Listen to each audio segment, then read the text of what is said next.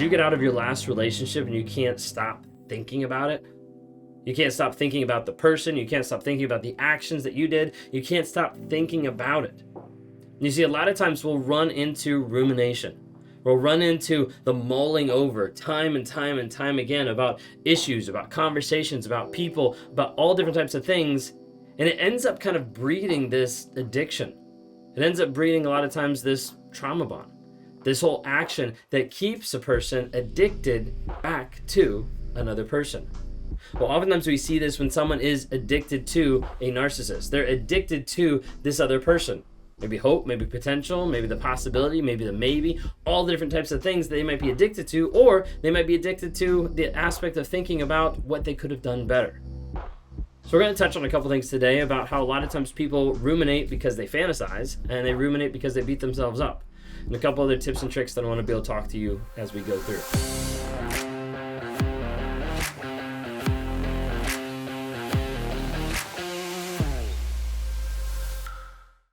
My name is Ben Taylor. I run RealMotivations. If you're new here, I'm a self-aware narcissist on this channel to provide awareness, growth, healing, and change.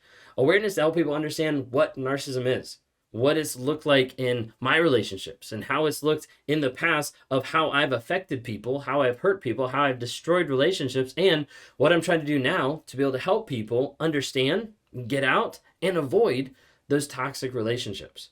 We do that by producing content on all the platforms. So if you haven't had a chance, TikTok, Instagram, Facebook, YouTube, and LinkedIn, follow us under RealMotivations. Maybe you're driving, you want to listen to the podcasts, Apple Podcasts, Spotify, Amazon Music, all under RealMotivations. The thing I want you to think of today is, like, as you listen to this or as you listen to any of my content, if you have something you're like, wow, this resonates and I know exactly the person that's struggling with this right now, share it. Give it to someone else, because you might be someone who's able to help get someone else free. Sometimes people think, like, I'm not an influencer, I'm not a coach, I'm not a therapist, like, I can't help that much. A lot of times you can help by letting other people know that what they're going through is actually toxic. A lot of times other people need help with support, with people that can actually help uphold them through the craziness and help them understand. It's one of the reasons why we built the NARC app. You can go to narcapp.com. It stands for Narcissistic Abuse Recovery Community. Community of like-minded people to help you heal, grow, and change, to get advice, to log in on weekly lives that we do, to answer all your questions throughout the week, and to bring in monthly coaches to help you grow, heal, and change, and develop far beyond of where you are today. So check that out. If you want to hear the wife's perspective, check out our new podcast, Trauma, Drama, and Life, on Apple Podcasts. If you want to talk to me one-on-one or work through some coaching with the trauma bond, rumination, and working forward with boundaries, then go to RealMotivations.com, click on one-on-ones. We'd love to interact with you there. All right, so a lot of times we're talking about rumination, like thinking over everything that happened in the past, whether that's your actions, whether that's the person, whatever it might be. But it ends up being in your thoughts, in your mind, so much and so hard to be able to get rid of. I wanted to talk to you about two main aspects that people ruminate. The first one is the fantasy, is people wanting to fantasize about the relationship, to look back and to think about what it used to be. Oftentimes, this is the way that people start missing the person that they thought they fell in love with, the person that they thought was actually real. The problem is the person that you fell in love with was typically the person that was grooming you to be addicted to them, that was grooming you to think that you're their soulmate, that you're the only one for them, that you have so much connection, that you share the same insecurities, hopes, and dreams, everything like that. And oftentimes, you're stuck thinking and reminiscing on that initial person, that initial mask that the narcissist put up there. You see, what happens is people latch on to the hope and the potential, some of the core ingredients to the trauma bond. They latch on to the hope of maybe this person that I fell in love with, maybe they're actually real. Maybe I can find them again. Maybe I can get them back. Or you start hoping and thinking of the potential, and you start to miss the possibility of that person.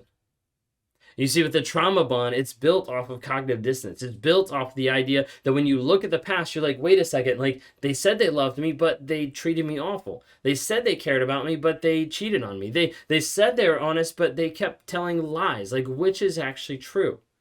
And oftentimes, because of cognitive dissonance, it puts those two opposing thoughts in our head, and you're not sure, which do I actually choose? Which is actually right? Which is actually correct? Our minds want to take the hardest one, the traumatic one, and push it down and be like, hey, just believe the easy one.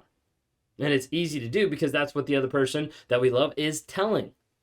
And so oftentimes that trauma bond gets built and gets so hard to be able to pull away from, especially after the relationship, because you're looking back and you're hoping, you're looking at potential, you're fantasizing, and you're thinking, wait a second, maybe this person was who I thought they were.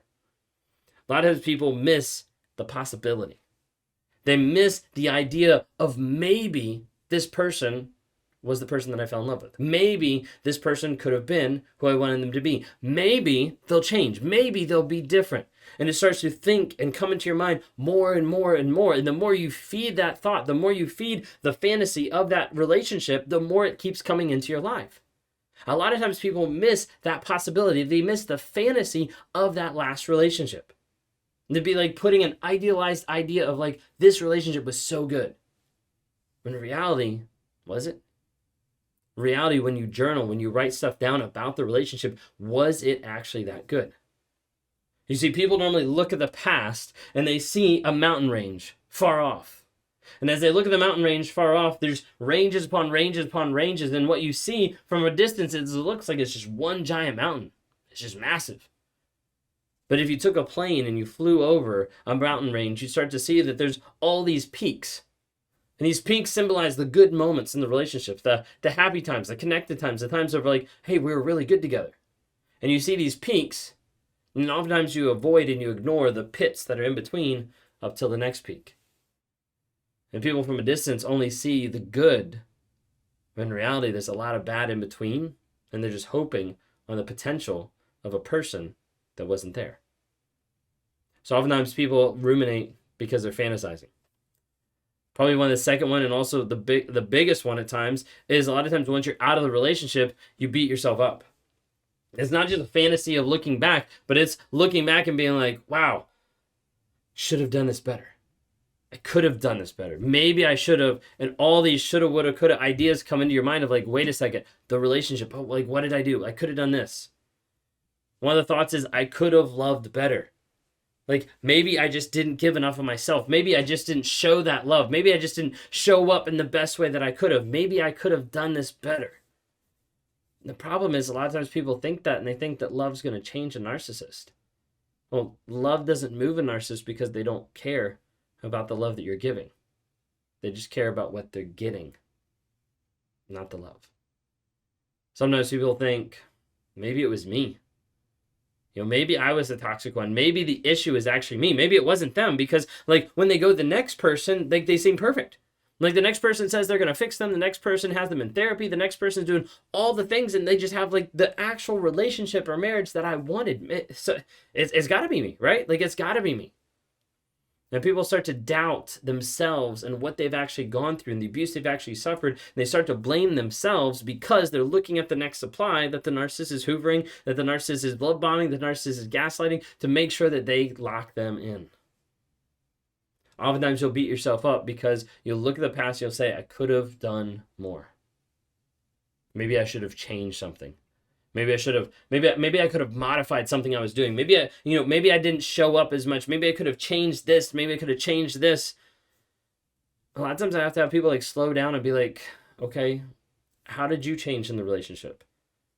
And normally they start off by saying like, everything. Changed who I was. I changed how I acted, how I responded, like what I wore, where I went, the friends that I have, like everything. And we normally have to pause and I have to ask, how did they change? And a lot of times it's kind of met with blank stares and paused comments of, I don't really think they did. Because oftentimes you'll look at the past and you'll think, I should have changed more. When in reality, the other person wasn't putting any effort in at all. Sometimes people look in the past and they beat themselves up because they say, I guess we were just both toxic. Because I reacted awful.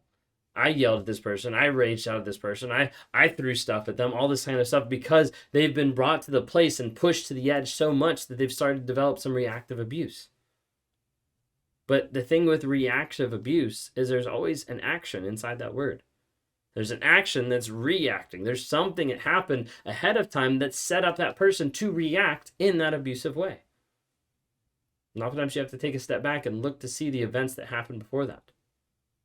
Well, when we're talking about rumination, a lot of times you'll have it come into your life in multiple ways.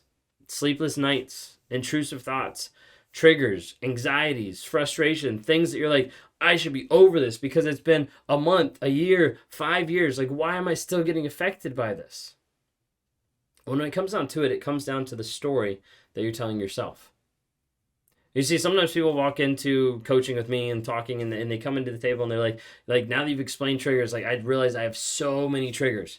And it's like, I hate that. Like, I hate the fact that I have so many triggers. I'm like, it's actually a good thing. And they're normally like taken aback of like, what? Like, it's actually a good thing that you have so many triggers, because that means that there's something underneath that we can work on, that we can actually reveal the issues that are underneath, that we can help you learn, grow, heal, and change. And typically what it comes down to is the story you're telling yourself. It's normally two different ways. It's the story about them. Sometimes it's that fantasy. Sometimes it's that, like, maybe they were this way, maybe it was this way, like, I could have changed, all this kind of stuff. And then a lot of times it's a story about you. Maybe you think you weren't good enough. Maybe you think you don't matter because of the new supply. Maybe you think that they never cared about you, and that bothers you because it affects your worth. But the story you're telling yourself affects the triggers. It affects how you're living your life. It affects the rumination. And so many times people are constantly ruminating and thinking about the fantasy or thinking about beating themselves up about it because they haven't dealt with the triggers. So they're just constantly firing off 24/7. You have to get down underneath to figure out what the story is. The story about them, the story about you, and the truth based on the facts. Because the facts are the only thing that's going to cut through the fog and start to set you free. And when you base your news story off of the facts, when you base your news story off of truth, that's when the truth combines together and helps get you free. Last thing, just a reminder, you're not crazy, you're not alone, you're not hopeless. Reach out for help.